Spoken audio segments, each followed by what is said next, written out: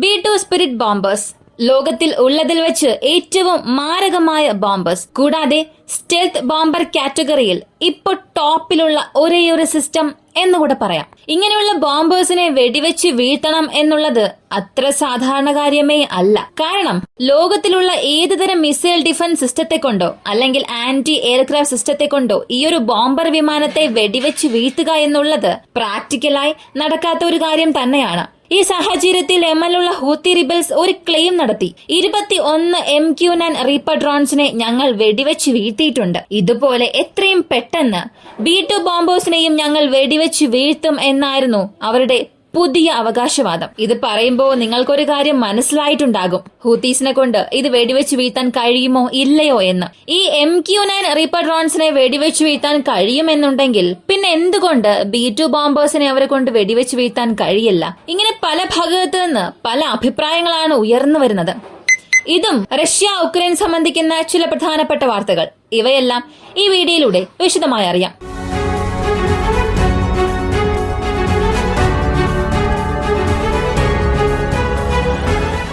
Russia Ukraine യുദ്ധത്തെക്കുറിച്ചുള്ള വാർത്തയിൽ നിന്ന് തന്നെ ഈ ഒരു വീഡിയോ തുടങ്ങാം. റഷ്യയ്ക്കും ഇറാനും ഇടയിലുള്ള 20 വർഷത്തെ സ്ട്രാറ്റജിക്കൽ പാർട്ട്ണർഷിപ്പ് എന്നത് കഴിഞ്ഞ ചില മാസങ്ങൾക്ക് മുൻപ്, അതായത് ഈ വർഷത്തിന്റെ തുടക്കത്തിൽ തന്നെ പുതുതായി ഒരു കരാറായി ഉണ്ടാക്കി. എന്നാൽ അത് ഇപ്പോ ഔദ്യോഗികമായി ഒരു നിയമമായി തന്നെ റഷ്യയിൽ മാറ്റിയിട്ടുണ്ട്. ഇതിപ്പോ ഒരു നിയമമായി പാസാക്കാൻ ഈ 4 മാസം വേണ്ടിവരുമോ എന്ന് ചോദിച്ചാൽ തീർച്ചയായും അത്രയേറെ സമയമെടുക്കും. കാരണം റഷ്യയുടെ സ്റ്റേഡിയം അവരുടെ ലോയർ പാർലമെന്റ് സഭയിൽ ആദ്യം അപ്രൂവൽ വാങ്ങണം. അതിനുശേഷം അപ്പർ ഹൌസിലേക്ക് മാറണം. അവിടെയും ഒരു അനുവാദം ലഭിക്കണം. അവസാനം പ്രസിഡന്റിന്റെ സൈൻ ലഭിച്ചതിനു ശേഷം മാത്രമേ അത് റഷ്യയിൽ ഒരു നിയമമായി മാറുകയുള്ളൂ. ഇങ്ങനെ എല്ലാ പ്രോസസ്സും അവസാനിച്ച് ഇന്നലെ ഔദ്യോഗികമായി റഷ്യൻ പ്രസിഡന്റ് വ്ളാഡിമിർ പുടിൻ ഒരു സൈൻ ഇട്ടതിനു ശേഷം ഇത് ഔദ്യോഗികമായി ഒരു നിയമമായി തന്നെ മാറി. ഇത് വളരെ സിഗ്നിഫിക്കന്റ് മൂവാണ്. ഇതിന് പ്രധാനപ്പെട്ട കാരണം നാളെ ഇറാനിൽ ഒരു യുദ്ധം ഉണ്ടാവുകയാണെങ്കിൽ പൂർണ്ണമായും A to Z സൈനിക സഹായം റഷ്യ അവിടെ ചെയ്തേ മതിയാവുകയുള്ളൂ.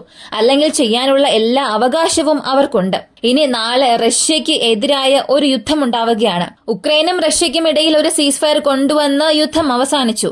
എന്നാൽ വീണ്ടും ഒരു പ്രശ്നം അവിടെ തുടങ്ങുകയാണെങ്കിൽ ഇറാൻ പൂർണ്ണമായും അവരുടെ സഹായം റഷ്യയ്ക്ക് നൽകണം. അതിന് ഇറാനും എല്ലാ അവകാശവും ഉണ്ട്. കൂടാതെ പ്രധാനപ്പെട്ട സൈനികം സംബന്ധിക്കുന്ന മേഖലകളിൽ ഈ 2 രാജ്യവും ചേർന്ന് പ്രവർത്തിക്കും. ചില രഹസ്യമായ ഇൻഫർമേഷൻസ് പാസ് ചെയ്യും. ചില രഹസ്യമായ ടെക്നോളജീസ് ഷെയർ ചെയ്യും. ഇങ്ങനെ 2 രാജ്യവും ഒരു പുതിയ സഖ്യമായി തന്നെ മാറിയിട്ടുണ്ട്. ഇതിനേക്കാൾ പ്രധാനപ്പെട്ട മറ്റൊരു കാര്യം നോൺ ആക്റ്റീവ് മെമ്പേഴ്സ്, അതായത് ഈ 2 രാജ്യങ്ങൾ അല്ലാത്ത സൈനികരോട് ഇവരെക്കുറിച്ചുള്ള വിവരങ്ങൾ നൽകുകയോ അല്ലെങ്കിൽ ഇവർക്ക് എതിരെയുള്ള പ്രവർത്തനങ്ങൾ ഏർപ്പെടുക, ഇവയൊക്കെ ഈ നിയമത്തിന് കീഴിൽ നിരോധിച്ചിട്ടുണ്ട്. അങ്ങനെ ഒരു അലൈസ് ഇവർ ക്രിയേറ്റ് ആയി. നാളെ നോർത്ത് കൊറിയ ഇതിൽ ജോയിൻ ചെയ്താലും അല്ലെങ്കിൽ മറ്റേത് രാജ്യം ഇതിൽ ജോയിൻ ചെയ്താലും ആ രാജ്യങ്ങൾക്കും ഈ ഒരു നിയമം തന്നെ ആയിരിക്കും ഉണ്ടാവുക. അപ്പൊ ഇറാൻ ആവശ്യമായ പ്രധാനപ്പെട്ട സഹായം റഷ്യയിൽ നിന്ന് പോവുകയാണെങ്കിൽ അത് മറ്റേത് രാജ്യത്തെ കൊണ്ടും ഏത് സാഹചര്യത്തെ കാരണമായി കാണിച്ചും തടസ്സപ്പെടുത്താൻ സാധിക്കില്ല, സാമ്പത്തിക ഉപരോധം ഒഴികെ. കാരണം ഇവർ എന്തൊക്കെ ചെയ്താലും ഈ 2 രാജ്യങ്ങളിൽ ആർക്ക് സഹായം ചെയ്താലും അവരെ കൗണ്ടർ ചെയ്യുന്നതിനുള്ള ഒരേയൊരു ആയുധം അത് ഈ സാമ്പത്തിക ഉപരോധം മാത്രമാണ്. അടുത്ത റഷ്യ ഉക്രൈൻ യുദ്ധത്തിലുണ്ടായ ഈസ്റ്ററിന്റെ സീസ് ഫയർ അവസാനിച്ചു. ഇത് അവസാനിച്ചതിനു ശേഷം ഏകദേശം ഒരു 4-5 മണിക്കൂറിനുള്ളിൽ 50-ലധികം ഉക്രൈൻ സൈനികർ റഷ്യയുടെ ഫ്രണ്ട് ലൈനും കഴിഞ്ഞു വന്ന് റഷ്യൻ സൈനികർക്ക് മുൻപിൽ കീഴടങ്ങി. അതിപ്പോ വൈറലായി മാറിയിട്ടുണ്ട്. ഇന്നലെയും ചില ഫൂട്ടേജസ് പുറത്തു വന്നിരുന്നു. ഈസ്റ്റർ ടൈം സീസ് ഫയറിൽ 2 വിഭാഗവും തമ്മിൽ സംസാരിക്കുന്നതായി ഒരു വീഡിയോ, അല്ലെങ്കിൽ 2 വിഭാഗവും ഫ്രണ്ട് ലൈന് അടുത്ത് നിൽക്കുന്നത് പോലുള്ള ഒരു വീഡിയോ. ഇപ്പോ ഇന്നലെ 50 സൈനികർ കീഴടങ്ങിയ വീഡിയോ വളരെ വലിയൊരു വാർത്തയായി മാറിയിട്ടുണ്ട്. ഇങ്ങനെ കീഴടങ്ങാൻ വരുന്ന സൈനികരെ വെടിവെക്കാൻ പാടില്ല എന്നുള്ളത് ഇന്റർനാഷണൽ ലോ ആണ്. മാത്രവുമല്ല അത് മനുഷ്യാവകാശ ലംഘനമാണ്. അങ്ങനെയാണെങ്കിൽ ഇവരെ എങ്ങനെ മനസ്സിലാക്കും? ഇവർ സറണ്ടർ ആകാൻ വരുന്നതാണ് എന്ന് എങ്ങനെയാണ് എതിർദിശയിലുള്ളവർ കണ്ടെത്തുക? ഇപ്പോ ഈ വരുന്നവർ ഉക്രൈൻ സൈനികർ അല്ലെങ്കിൽ റഷ്യൻ സൈനികരാണ് വരുന്നതെങ്കിൽ അവർ അവരുടെ ആയുധങ്ങൾ കൊണ്ടുവരും, അല്ലെങ്കിൽ അവർ തന്നെ ഒരു സൂയിസൈഡ് ബോംബറായി മാറി റഷ്യയുടെ ഫോഴ്സസിന് എതിരെ പ്രവർത്തിക്കാനായി അവിടെ വരാം. ഇങ്ങനെയുള്ള സാഹചര്യത്തിൽ എങ്ങനെയാണ് എതിർവശത്തുള്ളവർ അവരെ വിശ്വസിക്കുക എന്ന് ചോദിച്ചാൽ ഇതിൽ രണ്ട് രീതിയാണുള്ളത്. ഒന്നാമത്തേത്, നമ്മളൊരു മിലിറ്ററി എക്യുപ്മെന്റ്സ് ആയി വരികയാണ്. ഉദാഹരണത്തിന് ഒരു ടാങ്കുമായി നിങ്ങൾ കീഴടങ്ങാൻ വരികയാണ്. അപ്പോൾ റഷ്യയുടെ ഫോഴ്സസ് അതെങ്ങനെയാണ് കണ്ടെത്തുക? സാധാരണഗതിയിൽ ഇങ്ങനെ വരികയാണെങ്കിൽ ആന്റി ടാങ്ക് ഗൈഡഡ് മിസൈൽസ് ഉപയോഗിച്ച് അവരെ ന്യൂട്രലൈസ് ചെയ്യാനുള്ള സാധ്യതയുണ്ട്. എന്നാൽ കീഴടങ്ങാൻ വരുന്നവരാണെങ്കിൽ ആ ടാങ്കിന്റെ കുഴൽ, ആ തോക്ക് പോലുള്ള ഭാഗം അത് നേരെ മുകളിലേക്ക് പൊക്കിക്കൊണ്ടുവരും. അപ്പോ അവരവിടെ ഒരു ഒഫൻസീവ് ഓപ്പറേഷന് തയ്യാറല്ല എന്നാണ് അർത്ഥം. സാധാരണ രീതിയിൽ നേരെ നോക്കി നിൽക്കുന്ന രീതിയിലായിരിക്കില്ല ആ തോക്ക് വരിക. അത് നേരെ മുകളിലേക്ക് പൊക്കിയാണ് വരുന്നതെങ്കിൽ ഞാൻ കീഴടങ്ങാൻ തയ്യാറാണ് എന്നാണ് സൂചിപ്പിക്കുക. അതേസമയം ഇനി നടന്നു വരുന്നവർ അല്ലെങ്കിൽ സാധാരണ രീതിയിൽ മൊബിലൈസ് ആയി വരുന്നവരെ എങ്ങനെ കണ്ടെത്തും എന്ന് ചോദിക്കാം. അവർ താഴെ ഇഴഞ്ഞു വരണം, അല്ലെങ്കിൽ അവരുടെ പക്കലുള്ള എല്ലാ ആയുധങ്ങളും താഴെ ഇട്ട് അവരുടെ ഷർട്ട്സ് റിമൂവ് ചെയ്ത് രണ്ട് കൈകളും മുകളിലേക്ക് പൊക്കി ഞാൻ കീഴടങ്ങാൻ പോവുകയാണ് എന്നത് സിംബോളിക്കായി കാണിക്കണം. അടുത്ത ഘട്ടമായി താഴെ കുനിഞ്ഞുകൊണ്ട് ഒരു പ്രത്യേക പൊസിഷനിൽ ഇഴഞ്ഞു വരികയും വീണ്ടും ഇതേ പ്രോസസ്സ് റിപ്പീറ്റ് ചെയ്യണം. ഇത് വെച്ചാണ് എതിർദിശയിലുള്ളവർ സത്യത്തിൽ ഇവർ കീഴടങ്ങാനാണ് വരുന്നത് എന്നത് കണ്ടെത്തുക. ഇതേ രീതിയിലാണ് റഷ്യക്കെതിരെ ഉക്രൈൻ സൈനികർ കീഴടങ്ങുന്നത്. റഷ്യൻ സൈനികരും ഉക്രൈന്റെ പക്കൽ കീഴടങ്ങിയ ഒരുപാട് കഥയുണ്ട്. എന്നാൽ എണ്ണം വെച്ച് നോക്കുകയാണെങ്കിൽ ഉക്രൈൻ സൈനികരാണ് കൂടുതലായും കീഴടങ്ങാൻ തുടങ്ങിയത്. ഈസ്റ്റർ സീസ് ഫയറിൽ ഒരുപാട് സ്ഥലങ്ങളിൽ സീസ് ഫയർ വയലേഷൻ സംഭവിച്ചു. റഷ്യ ചെയ്തുവെന്ന് ഉക്രൈൻ പറയുന്നു, ഉക്രൈൻ ചെയ്തുവെന്ന് റഷ്യയും പറയുന്നു. എന്നാൽ ഉക്രൈൻ ചെയ്ത ചില വീഡിയോസ് ഇപ്പോൾ ഉക്രൈന്റെ ടെലഗ്രാം ചാനൽസ് തന്നെ പുറത്തു വന്നിട്ടുണ്ട്. ഈ MLR സിസ്റ്റംസ് ഉപയോഗിച്ച് റഷ്യൻ പൊസിഷൻസിനെതിരെ അറ്റാക്ക് ചെയ്തതൊക്കെ. ഇതിന് സെലൻസ്കി ഇപ്പോൾ പറഞ്ഞത്, ഞങ്ങൾ ഏതൊരു സ്ഥലത്തും യാതൊരു തെറ്റും ചെയ്തിട്ടേയില്ല. ഒരു പക്ഷേ ഈ എനർജി സീസ് ഫയർ പോലെ ഈസ്റ്റർ സീസ് ഫയറിൽ 6 വയലേഷൻ ചെയ്തു എന്നുള്ളത് കാണിക്കാൻ നിങ്ങളുടെ പക്കൽ എന്തെങ്കിലും തെളിവുണ്ടെങ്കിൽ അത് നിങ്ങൾക്ക് കാണിക്കാം. അതുപോലെ ഞങ്ങളുടെ എനർജി ഷീൽഡിൽ റഷ്യ ഇപ്പോഴും അറ്റാക്ക് ചെയ്തുകൊണ്ടിരിക്കുകയാണ്. അതിന്റെ ശരിയായ മെത്തേഡ് ഞങ്ങൾ കണ്ടെത്തുന്നത് വരെ ഈ ഒരു സീസ് ഫയർ അക്സെപ്റ്റ് ചെയ്യാൻ കഴിയാത്ത ഒരു ടേംസിലായിരിക്കും ഉണ്ടാകുമെന്ന് അദ്ദേഹം പറഞ്ഞു. വീണ്ടും ഒരുപാട് കാര്യങ്ങൾ റഷ്യ ഉക്രൈൻ യുദ്ധത്തിൽ സംഭവിക്കുന്നുണ്ട്. പക്ഷെ നമ്മൾ അടുത്തറിയാൻ പോകുന്നത് B2 ബോംബേഴ്സിനെ കുറിച്ചുള്ള പ്രധാനപ്പെട്ട കാര്യമാണ്. യഥാർത്ഥത്തിൽ ഹൂതീസിനെ സംബന്ധിച്ചിടത്തോളം അവരൊരു സംഘടന മാത്രമാണ്. ഒരു രാജ്യത്തിൽ ശരിയായ ഒരു സൈനിക ഘടനയുള്ള ഒരു സംഘടനയല്ല അവർ. അവർക്ക് ഒരു പ്രത്യേക നിയമവ്യവസ്ഥ, അവർക്ക് വേണ്ടി പ്രത്യേകമായ ചില കമാൻഡ് യൂണിറ്റ്സ്, ഇതെല്ലാം അവർക്ക് വേണ്ടിയാണെങ്കിലും ഒരു രാജ്യത്തിന്റെ സൈന്യം പോലെ പൂർണ്ണമായ ഒരു സ്ട്രക്ചർ ഈ ഹൂത്തികളുടെ നെറ്റ്വർക്സിന് ഇല്ല. ഇപ്പൊ ഹൂത്തികളുടെ വലിയ ഒരു ആർസണൽ അല്ലെങ്കിൽ അവരുടെ പക്കൽ ഉള്ളതിൽ വെച്ച് വളരെ highest capable air defence system ഏതാണെന്ന് ചോദിച്ചാൽ അത് റഷ്യൻ മെയ്ഡ് S-125 സീരീസിന് മുൻപുള്ള ചില നെറ്റ്വർക്സ് ആണ്. കാരണം ഇവർ യമൻ തലസ്ഥാനത്തെ പിടിച്ചെടുത്തപ്പോൾ അവിടെ അണ്ടർഗ്രൗണ്ട് സ്ട്രക്ചേഴ്സും ഒരുപാട് മിസൈൽ ബങ്കേഴ്സും അവർ പിടിച്ചെടുത്തിരുന്നു. അതിൽ ടൺ കണക്കിന് വെടിമരുന്നുകളും ആന്റി എയർക്രാഫ്റ്റ് മിസൈൽസ് എല്ലാം തന്നെ അവരുടെ കൈകളിലേക്ക് വന്നു. ഇത് നമുക്കൊരിക്കലും നിഷേധിക്കാൻ സാധിക്കില്ല. എന്നാൽ അതേസമയം അവരുടെ പക്കൽ ശരിയായ ഒരു റഡാർ നെറ്റ്വർക്ക് അല്ലെങ്കിൽ ശരിയായ ഒരു കമാൻഡ് യൂണിറ്റ്, ലോഞ്ച് യൂണിറ്റ് ഉണ്ടോ എന്ന് ചോദിച്ചാൽ തീർച്ചയായും ഇല്ല. അവരുടെ പക്കൽ മാൻ പാഡ്സ് ഉണ്ട്, ചെറിയ ചെറിയ എയർ ഡിഫൻസ് സിസ്റ്റം നെറ്റ്വർക്ക്സ് ഉണ്ട്, ഇവയെല്ലാം ഉണ്ട്. ഇനി എതിർദിശയിൽ B2 ബോംബർ നോക്കുകയാണെങ്കിൽ ടെക്നോളജിക്കൽ മാർവലാണ്. കൂടാതെ ഈ വിഷയത്തിൽ നമുക്ക് ഹൂതീസിനെ മാറ്റി നിർത്താം. ശരിയായ മിസൈൽ ഡിഫൻസ് സിസ്റ്റം ഉള്ള ഒരു രാജ്യത്തിൽ ഈ B2 ബോംബറിനെ ഡിഫെൻഡ് ചെയ്യാൻ കഴിയുമോ എന്ന് ചോദിച്ചാൽ അങ്ങനെ ഒരു സിനാരിയോ നമുക്ക് കമ്പയർ ചെയ്ത് മാത്രമേ ചിന്തിച്ച് ഒരു ഡിസിഷനിലേക്ക് എത്താനും സാധിക്കൂ. ഈ B2 സ്പിരിറ്റ് ബോംബർ അതിന്റെ ഹയസ്റ്റ് ആൾട്ടിറ്റ്യൂഡ്, അധിക ഉയരം എന്നത് 50,000 അടി ഉയരമാണ്. കിലോമീറ്ററിൽ കണക്കെടുത്താൽ ഒരു 15 കിലോമീറ്ററിലും അധികമാണ്.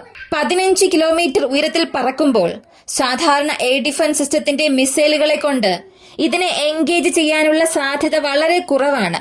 ഇത് അഡ്വാൻസ്ഡ് എയർ ഡിഫൻസ് സിസ്റ്റമായ S-400 പാട്രിയോട്ട് ഇത്തരത്തിലുള്ള വ്യോമ പ്രതിരോധ സംവിധാനത്തെ കൊണ്ട് ഇതിനെ റീച്ച് ചെയ്യേണ്ട ഒരു സാധ്യതയുണ്ട്. കാരണം S-400ന്റെ ഹയസ്റ്റ് ഓപ്പറേറ്റിംഗ് ആൾട്ടിറ്റ്യൂഡ് റേഞ്ച് എന്നത് 30 കിലോമീറ്ററിലും അധികമാണ്. അല്ലെങ്കിൽ 30 കിലോമീറ്ററിന് മുകളിലുള്ള ഒരു ടാർഗറ്റിനെ അതിനെ കൊണ്ട് ന്യൂട്രലൈസ് ചെയ്യാൻ സാധിക്കും. അപ്പോൾ കിലോമീറ്റർ വൈസ് നോക്കുകയാണെങ്കിൽ പ്രാക്ടിക്കലി S-400 കൊണ്ട് അതിനെ റീച്ച് ചെയ്യാൻ സാധിക്കും. എന്നാൽ അതിന്റെ സ്റ്റെൽത്ത് ഫ്യൂച്ചർ അനുസരിച്ച് നോക്കുകയാണെങ്കിൽ B-2 ബോംബർ എന്നത് പൂർണ്ണമായും സ്റ്റെൽത്ത് പ്ലാറ്റ്ഫോമായി സൃഷ്ടിച്ചതാണ്.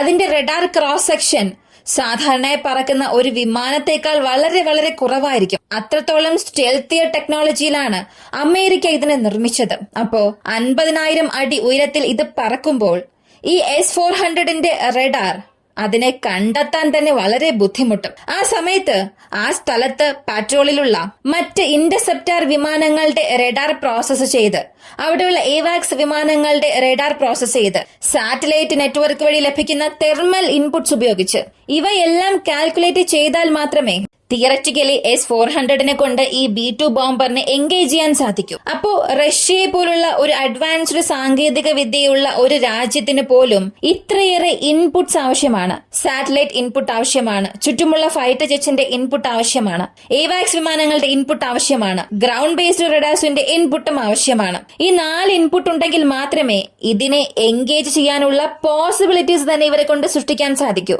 അപ്പോൾ ഇതാണ് റിയാലിറ്റി. എന്നാൽ ഹൂത്തീസ് നടത്തിയ ക്ലെയിം നമുക്കിനി അറിയാം. അവരുടെ പക്കൽ ഇങ്ങനെ ഒരു നെറ്റ്വർക്ക് പോലും ഇല്ല. ഇങ്ങനെ ഒന്നുമില്ലാതെ ഇവർ ഈ B-2 ബോംബറിനെ വെടിവെച്ച് വീഴ്ത്തും എന്ന് പറയുന്നത് വെറും ഒരു പ്രൊപ്പഗണ്ട മാത്രമാണ്. 2 ദിവസം മുൻപ് നമ്മളൊരു കാര്യം പറഞ്ഞിരുന്നു.